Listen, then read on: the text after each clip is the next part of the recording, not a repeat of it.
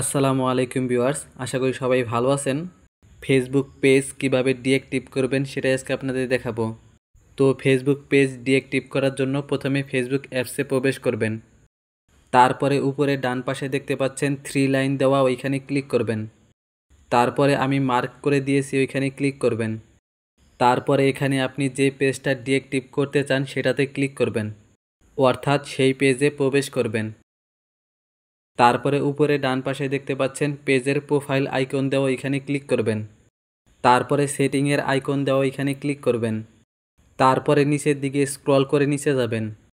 তারপরে access and control লেখা, এখানে ক্লিক করবেন। তারপরে এখানে চাইলে আপনি আপনার পেজ ডিঅ্যাক্টিভ করে রাখতে পারবেন, আনপাবলিশ করে রাখতে পারবেন এবং চাইলে ডিলেটও করে দিতে পারবেন। তো যেহেতু পেজটা আমি ডিঅ্যাক্টিভ করতে চাচ্ছি, তাই এখানে ডিঅ্যাক্টিভ করাটাই সিলেক্ট করা থাক। তারপরে কন্টিনিউ লেখা, এখানে ক্লিক করবেন। তারপরে এখানে কি জন্য আপনি আপনার পেজটা ডিঅ্যাক্টিভ করতে চাচ্ছেন সেই কারণটা এখানে সিলেক্ট করতে হবে। তো এখানে আমি প্রথমটাই সিলেক্ট করে দিলাম। তারপরে কন্টিনিউ লেখা, এখানে ক্লিক করবেন। তারপরে এখানে ক্লিক করবেন। তারপরে এখানে চাইলে আপনি ডেট ফিক্সড করে দিতে পারবেন। আপনি যদি এখানে কোনো ডেট সিলেক্ট করে দেন তাহলে ওই ডেটের পরে আপনার পেজটা অটোমেটিক অ্যাক্টিভ হয়ে যাবে।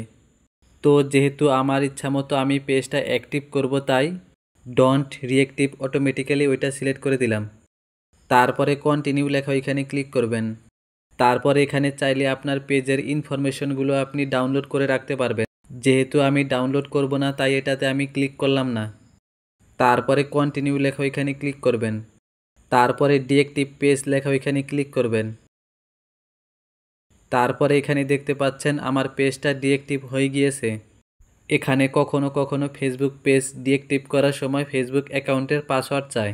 যদি ডিঅ্যাক্টিভ করার সময় পাসওয়ার্ড চায় তাহলে আপনারা ফেসবুক অ্যাকাউন্টের পাসওয়ার্ডটা দিয়ে দিবেন, তাহলে আপনাদের ফেসবুক পেজ ডিঅ্যাক্টিভ হয়ে যাবে।